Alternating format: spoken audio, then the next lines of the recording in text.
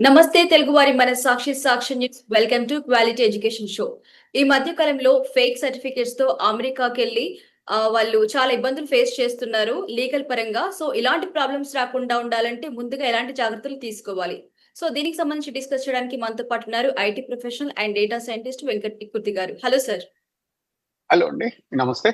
నమస్తే sir. So మనం ఈ మధ్య కాలంలో చూసుకున్నట్టయితే రీసెంట్ గా కన్సల్టెన్సీస్ ని నమ్ముకొని వాళ్ళు ఫేక్ సర్టిఫికేట్స్ తో అమెరికాకెళ్ళి తర్వాత వాళ్ళు అరెస్ట్ అయ్యి జైలు పాలై వాళ్ళ కెరియర్ మొత్తం స్పాయిల్ చేసుకుంటున్నారు.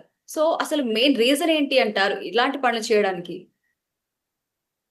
అంటే ఇక్కడ ఒకటండి, first of all, if a doctor is making a wrong diagnosis, patient may die.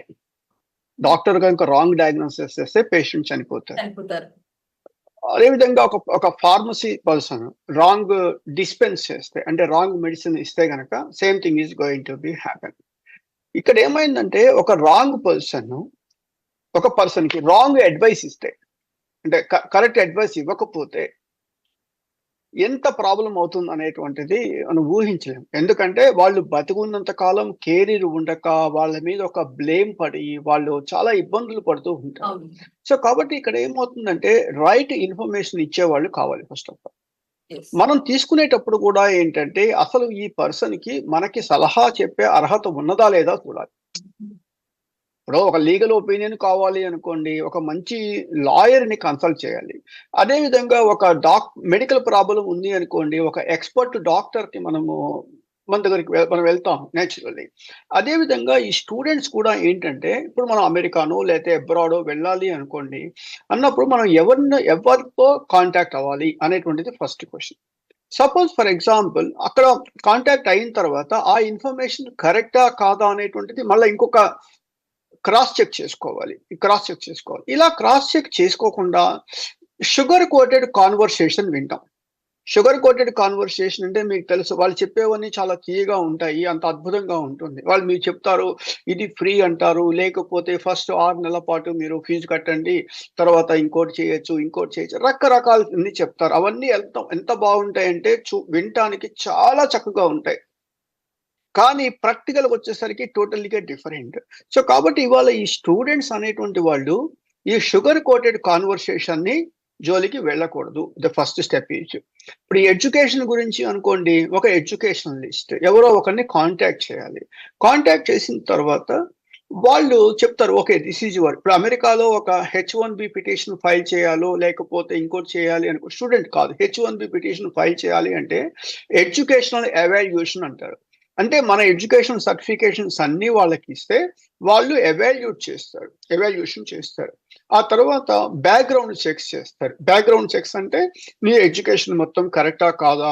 నీ మీద క్రిమినల్ రికార్డ్స్ ఏమన్నా ఉన్నాయా? ఇవన్నీ చెక్ చేస్తారు. చెక్ చేసిన తర్వాత అప్పుడు వాళ్ళు ముందుకు వెళ్తారు. అంటే ఉద్యోగం ఇవ్వడం అనేది చేస్తారు. అది ఎఫ్-1కి లేదు. అంత లేదు ఎఫ్-1కి. అసలు బ్యాక్‌గ్రౌండ్ చెక్స్ చేయరు ఎఫ్-1కొచ్చేసరికి.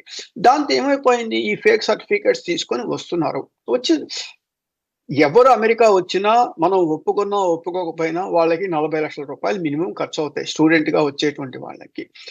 వీళ్ళంతా ఆలోచన ఏంటి, 40,00,000 మనం ఖర్చు పెట్టేసేసి ఒక 10,00,00,000 సంపాదించాలి అనేటువంటి కాన్సెప్ట్‌లో ఉంటారు. 90%, 100% నేను చెప్పను, 90%. సో కాబట్టి ఏంటి, మన దగ్గర క్వాలిఫికేషన్. ఈ కన్సల్టెన్సీస్ ఏం చేస్తాయంటే వాళ్ళకి డబ్బులు రావటం కోసం, అంటే వాళ్ళ కమిషన్స్ రావటం కోసము ఏ యూనివర్సిటీ వాడు వాళ్ళకి ఎక్కువ కమిషన్ ఇస్తారో ఆ యూనివర్సిటీ చాలా అద్భుతంగా ఉంటుంది, చాలా గొప్పగా ఉంటుంది, అది ఉంటుంది, ఇది ఉంటుంది అని చెప్పేసేసి ఈ పిల్లల్ని అమెరికాకి పంపించేస్తారు. పంపించిన తర్వాత వీళ్ళేం చేస్తారు అంటే వచ్చిన రోజు నుంచి ఏదో పిచ్చి పనులు చేయటము, అవి ఇవేవో చేసి ఏదో బతకాలి అనుకుంటారు. యాక్చువల్‌గా ఏంటంటే ఎవరికీ తెలియనటువంటివి రూల్స్ తెలుసుకోవాలి. దానికేం చేయాలి, ఒక లీగల్ ఎక్స్‌పర్ట్‌తో మాట్లాడుకోవాలి. అమెరికాలో ఏం చెయ్యొచ్చు, అమెరికాలో ఏం చేయకూడదు. నేను లీగల్ ఎక్స్‌పర్ట్‌ని కాదు. I am not a attorney. But నాకు తెలిసినంత వరకు ఏంటంటే అమెరికాలో యూనివర్సిటీలో 20 గంటలు మాత్రము స్టూడెంట్ అనేవాడు అఫీషియల్‌గా క్యాంపస్ లోపల పనిచేసుకోవచ్చు. నాకు తెలిసినంత వరకు. బయట పనిచేసే అవకాశం లేదు. ఫస్ట్ ఆఫ్ ఆల్ అమెరికా వరకు ఖచ్చితంగా లేదు. బయట ఎక్కడన్నా పని చేస్తే వాళ్ళని డిపోర్ట్ చేస్తారు, లేకపోతే ఇంకోటి ఏదో జరుగుతాయి, యాక్షన్ తీసుకుంటారు, ఖచ్చితంగా యాక్షన్ తీసుకుంటారు. సో కాబట్టి అది చెయ్యకూడదు అని వాళ్ళు చాలా క్లియర్‌గా చెప్పాలి. అండ్ రెండవది, అమెరికాలో ఇవాళ ఎట్లా ఉంది అంటే టెక్నాలజీ ఎలా ఉంది అంటేనండి, మీరు అసైన్మెంట్స్ వేరే వాళ్ళ చేత రాయించినా పట్టుకుంటారు. బికాస్ ఆఫ్ హ్యాండ్ రైటింగో లేకపోతే ఐపీ అడ్రస్ బేస్ చేసుకోనో ఎట్లాగోలా పట్టుకుంటారు. సో కాబట్టి టెక్నాలజీ ఉన్నటువంటి దేశంలో మన అసైన్మెంట్స్ మనమే రాయాలి అనేటువంటి ఒక భావన వాళ్ళలో ఉండాలి ఫస్ట్. రెండవది ఏంటంటే మంచి పర్సంటేజ్ తెచ్చుకోవాలి. ఇప్పుడు వీళ్ళంతా ఏం చేస్తారు అంటే ఫస్ట్ ఆఫ్ ఆల్ 5 రోజుల పాటు ఏవో ఇల్లీగల్ జాబ్స్ చేసుకుంటూ ఈ కాలేజీ నడిపించటం వల్ల ఏమవుతుందంటే అటు అది ఫుల్ఫిల్ కాదు, ఇటు ఎడ్యుకేషన్ ఫుల్ఫిల్ కాకపోవటం వల్ల వీళ్ళకి ప్రాబ్లమ్స్ అనేవి అవుతున్నాయి అన్నమాట. వీటన్నిటికీ కర్త కర్మ క్రియ ఎవరంటే అంటే ఈ ప్రాబ్లమ్స్ రావడానికి 100% కన్సల్టెన్సీస్.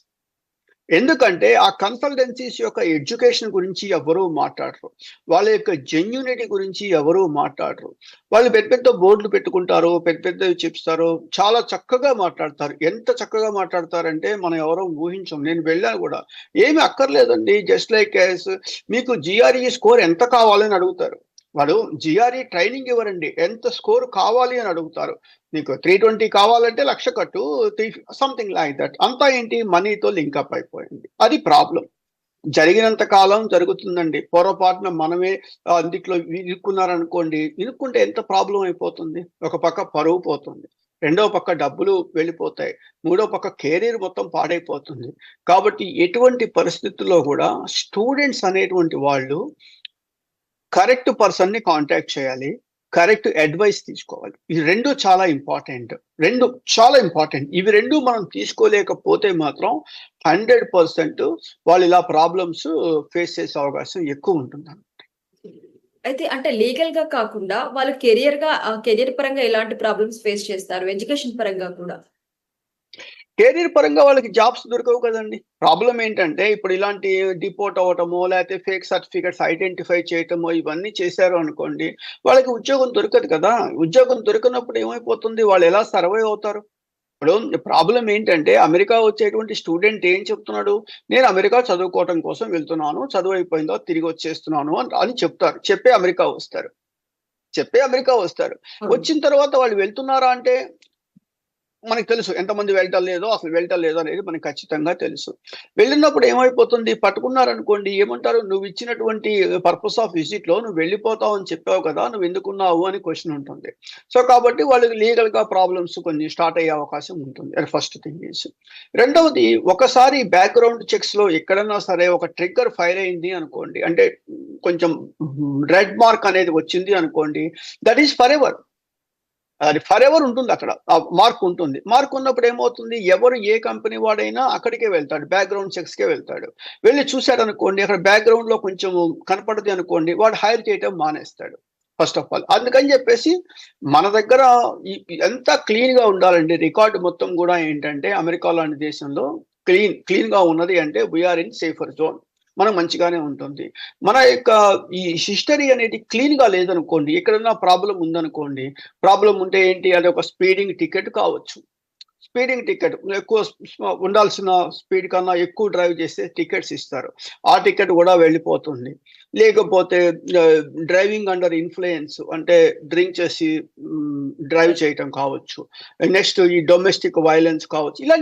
ఇవన్నీ కూడా ఏంటంటే వాళ్ళ రికార్డులోకి వెళ్ళిపోతాయి. వాళ్ళ రికార్డులోకి వెళ్ళిపోయినప్పుడు బ్యాక్గ్రౌండ్ చెక్స్ చేసినప్పుడు ఖచ్చితంగా ఇవన్నీ కూడా బయటకు వస్తాయి. బయటకు వచ్చినప్పుడు వాళ్ళు తప్పులు చేశారు అని తెలిసి రికార్డు ఉన్నప్పుడు ఎందుకు హైర్ చేస్తారు? ఎందుకు హైర్ చేస్తారండి? ఖచ్చితంగా హైర్ చేయరు.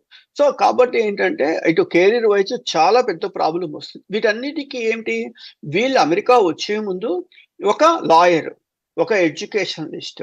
మనం అమెరికా వచ్చేటప్పుడు ఏం చేస్తారు, చాలా మంది మెడికల్ చెకప్ ఒకటి చేయించుకొని కావలసిన టాబ్లెట్ అన్ని కొనుక్కొచ్చుకుంటారు. ఎందుకు కొనుక్కొచ్చుకుంటున్నారు? ఏదన్నా ప్రాబ్లం అయితే ఈ టాబ్లెట్స్ తో మనం వాడొచ్చు అనేటువంటి జాగ్రత్తలు తీసుకుంటున్నారు. అదే ఈ స్టూడెంట్స్ అలాంటి జాగ్రత్తలు ఏమైనా తీసుకుంటున్నారా? లేదు. ఎవ్వరూ తీసుకోవట్లేదు, ఎవరు మాట్లాడట్లేదు. ఓకే. వాళ్ళు ఏం చేస్తారంటే ఫ్రీగా వస్తుంది కదా అని వాళ్ళ చుట్టాల వాళ్ళనో, లేతే వాళ్ళకి తెలిసిన ఫ్రెండ్స్‌నో, వాళ్ళ సీనియర్స్‌నో ఎవరో ఒకళ్ళ దగ్గర మాట్లాడతారు. మాట్లాడి వాళ్ళ సలహాలు తీసుకుంటారు. ఇక్కడికొచ్చేస్తారు. వచ్చిన తర్వాత పూర్తిగా వాళ్ళకి తెలీదు. ఎక్కడ ఎలా ఉండాలో తెలీదు. First of all. Thoughts the biggest problem.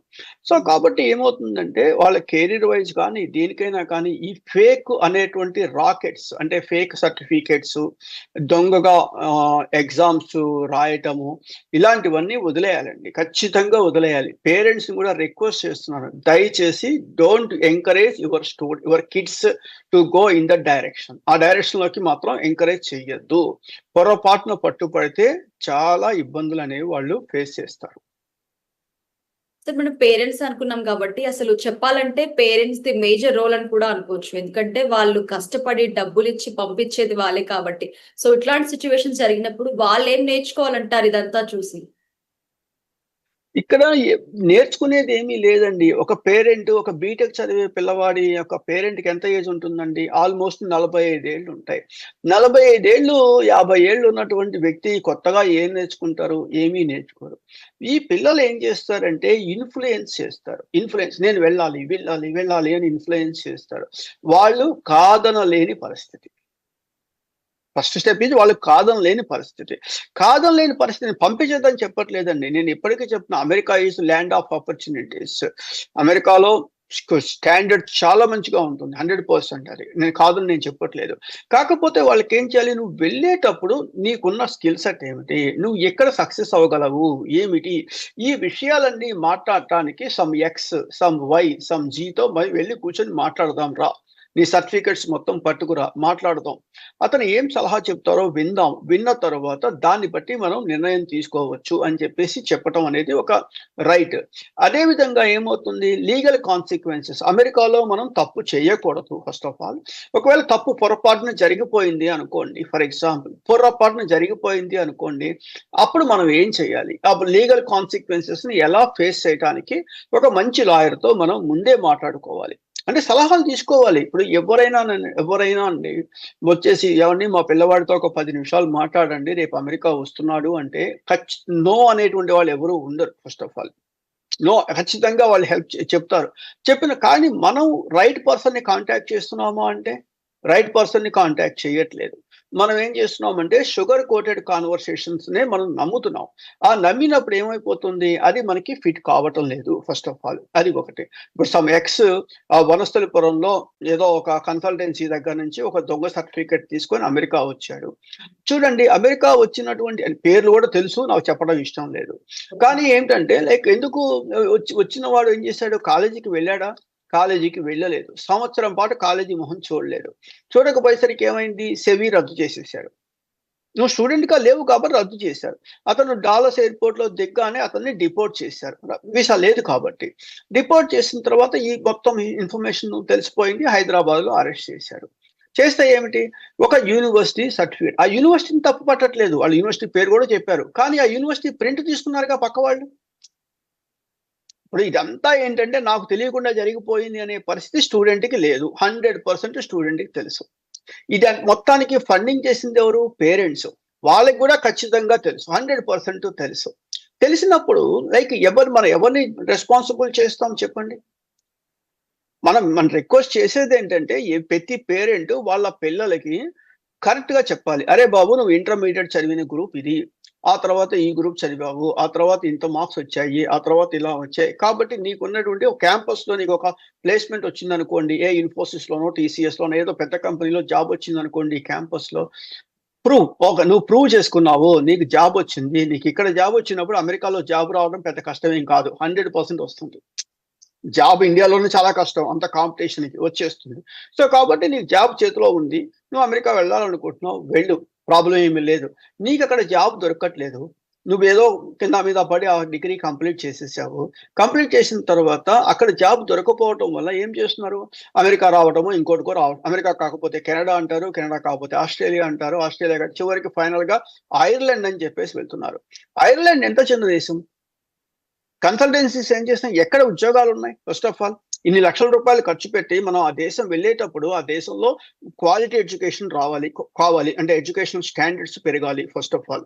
రెండవది ఏం చేయాలి? జాబ్ రావాలి. ఫస్ట్ ఆఫ్ ఆల్ జాబ్ రావాలి. ఇవి రెండు రావాలన్నప్పుడు నువ్వు ఏదో పరాయి దేశం వెళ్ళాను అనేటువంటి ఒకే ఒక ఆలోచన తప్పించి ఆ దేశంలో మనకి ఎంత లైఫ్ ఉంది. ఒక ఆటోమొబైల్ ఇండస్ట్రీ ఉందనుకోండి, జర్మనీ మనం ప్రిఫర్ చేయొచ్చు. ఎందుకంటే ఇవాళ బెస్ట్ కార్స్ ఎక్కడి నుంచి ఉన్నాయంటే జర్మనీ నుంచే ఉంటాయి. ఇప్పుడు ఆడి కానీ, మెర్సిడెస్ బెంజ్ కానీ, వోల్వో ఇవన్నీ కూడా almost like Germany cars, European cars అక్కడ ఉంటుంది. Something like that. అది మనం చెప్పాలి. చెప్పడానికి వీళ్ళు వెళ్ళేటువంటి వ్యక్తికి ఆ ఇన్ఫర్మేషన్ ఏమీ తెలియదు.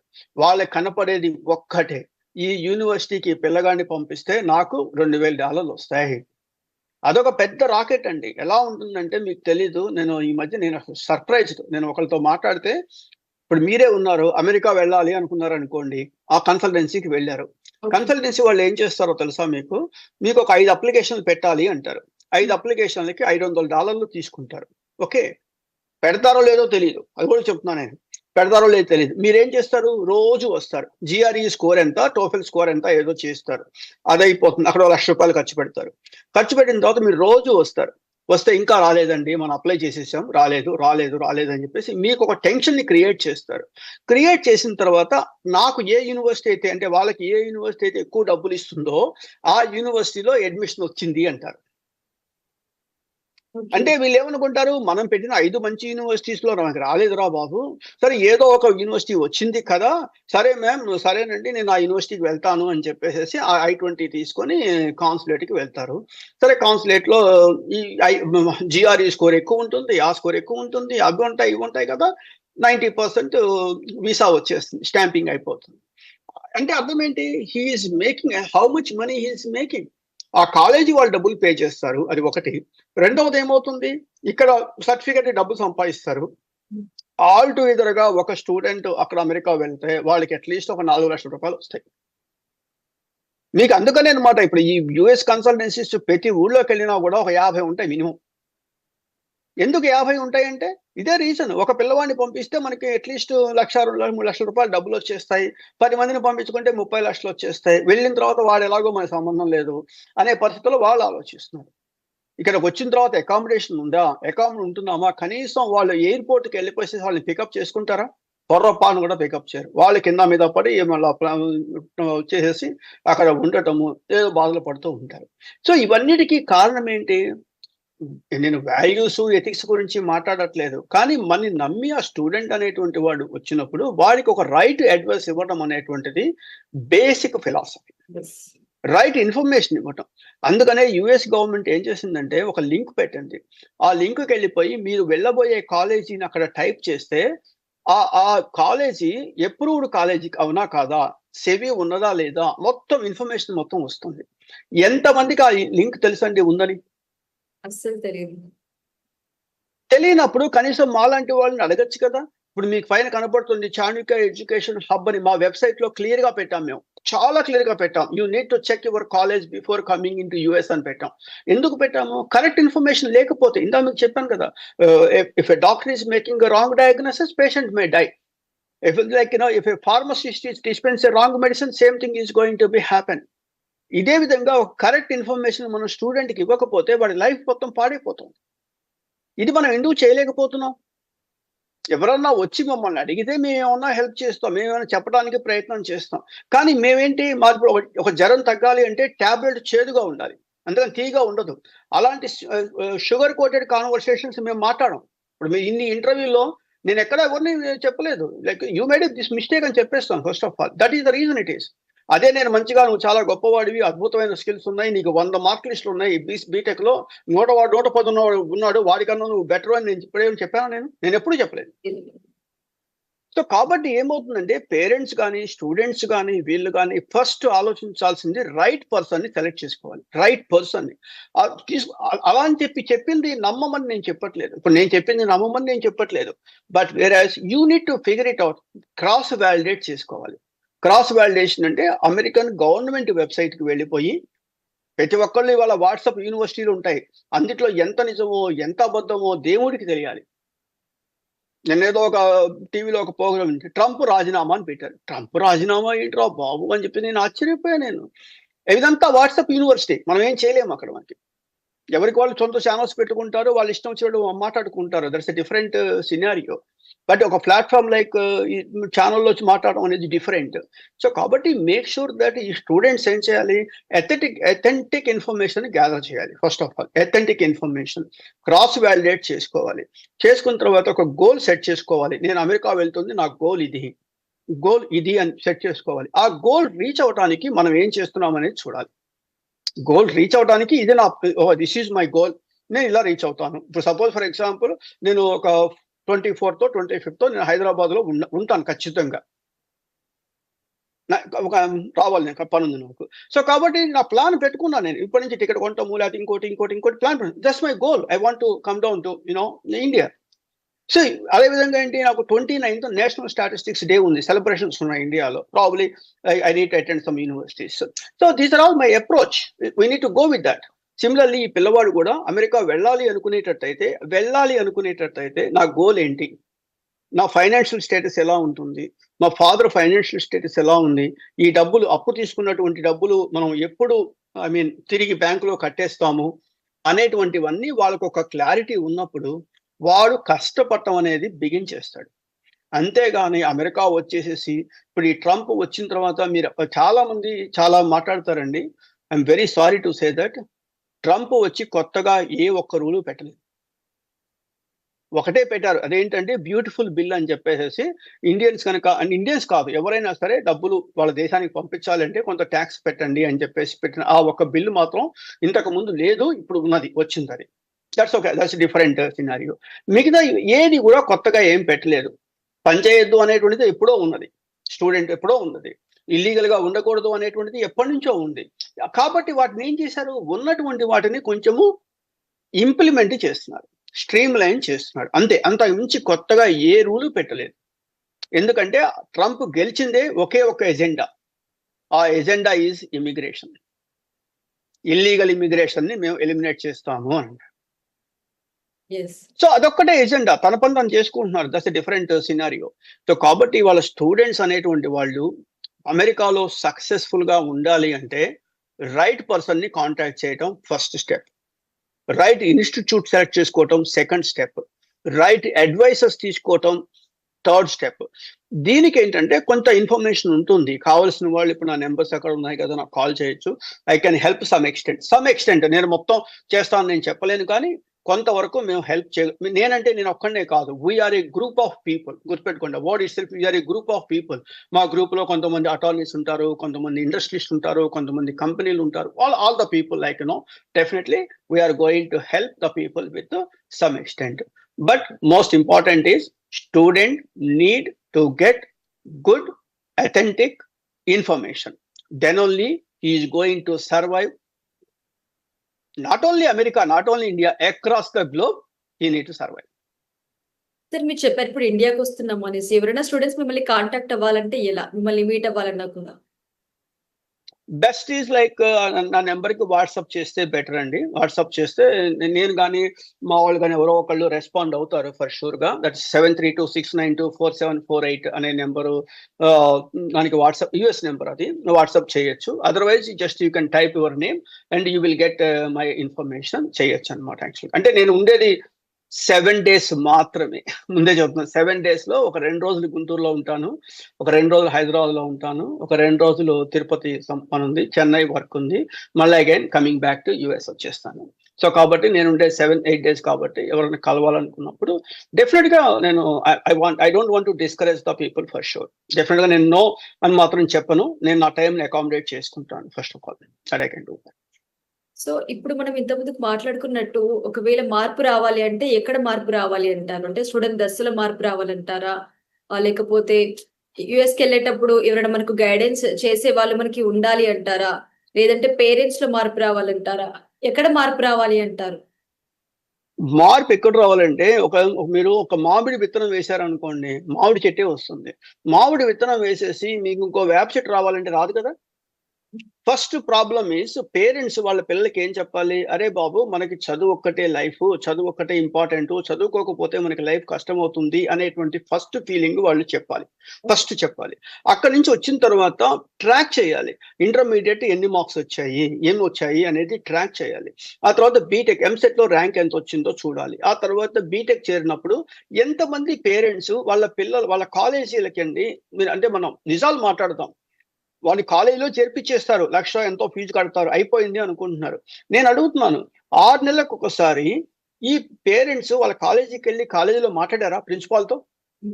6 నెలలకు కనీసం 6 నెలలకొకసారి. ఎన్ని సార్లు మాట్లాడుంటారు? 0 ఆల్‌మోస్ట్. సో, కాబట్టి ఎవ్రీ 6 మంత్స్‌కి ఈ పిల్లవాడి పేరెంట్స్ వెళ్ళిపోయి, మా పిల్లవాడి పెర్ఫార్మన్స్ ఎట్లా ఉంది? మా వాడు అన్ని సబ్జెక్ట్‌లో పాస్ అయ్యాడా? లేదా? ఏమిటి? ఈ బీటెక్ తర్వాత ఏం చేస్తే బెటర్‌గా ఉంటుంది అని చెప్పి ఆ ప్రిన్సిపాల్‌తో మాట్లాడారా? మాట్లాడలేదు. మాట్లాడలేదు. కాబట్టి ఏంటి తప్పులన్నీ చేసేదెవరు? వీళ్ళు. చివరికి బ్లేమ్ ఎవరిని చేస్తారు?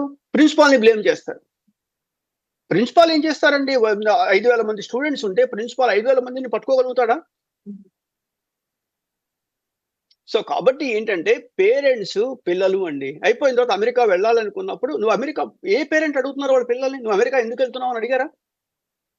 నీకొచ్చిన మార్క్స్‌కి అమెరికా సీట్ వస్తుందా అని అడిగారా? లేదు. సో, ఇదంతా మారాలండి. ఇప్పుడేంటంటే ట్రంప్ రావటం వల్ల ఇండియా అనేది బాగా గ్రో అవుతుంది. ఎందుకంటే చాలా మంది ఇండియాలో ఉండటానికే ప్రయత్నం చేస్తున్నారు.